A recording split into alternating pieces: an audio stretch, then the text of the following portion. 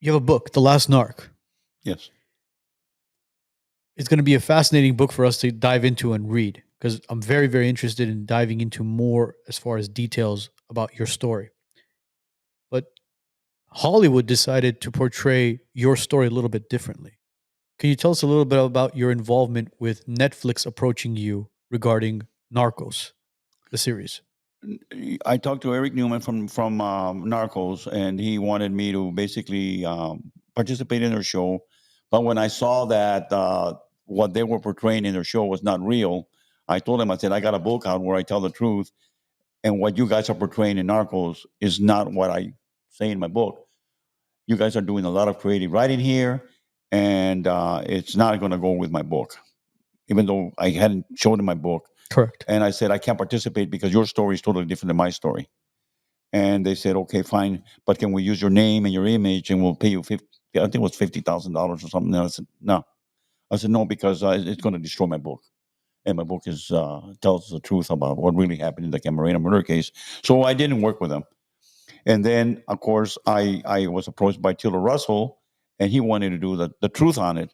And he was the one that did produced the last Narc, which is now on Amazon, and that's a true story right there. And you have the witnesses there tell their story and how they participated in the kidnap, torture, murder of Kiki, and basically what they saw and who interrogated Kiki and who was involved and everything else. So that is a true documentary right there, and it goes with my book. So what Netflix did is they actually replaced your character with somebody else. Yes, they did. So they created a fictional character in Right. a somewhat nonfiction story, but in essence, it was basically over exaggerated. That is correct.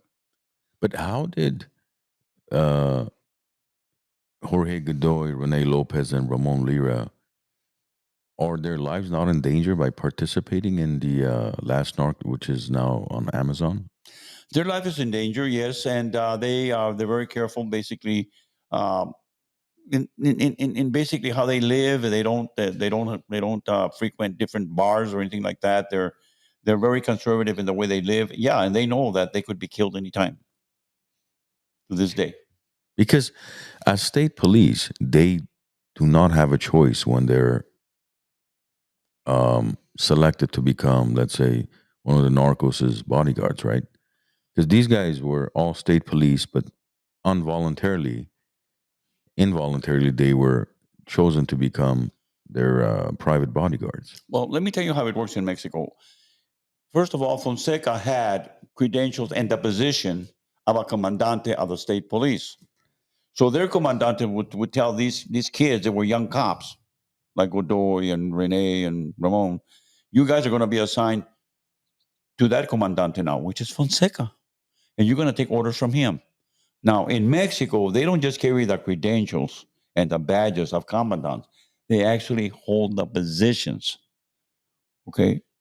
Like Cochiloco and Felix Gallardo, they were comandantes of the DFS. They were real comandantes of the DFS with real DFS agents working for them. So once they were assigned to that, and it's all corrupt in Mexico, so then they think their boss is really a state police commandante in Rene's and Godoy's case. They're young guys. They're 19, 20 years old out of the academy, and they're sent over there, and they're told what to do.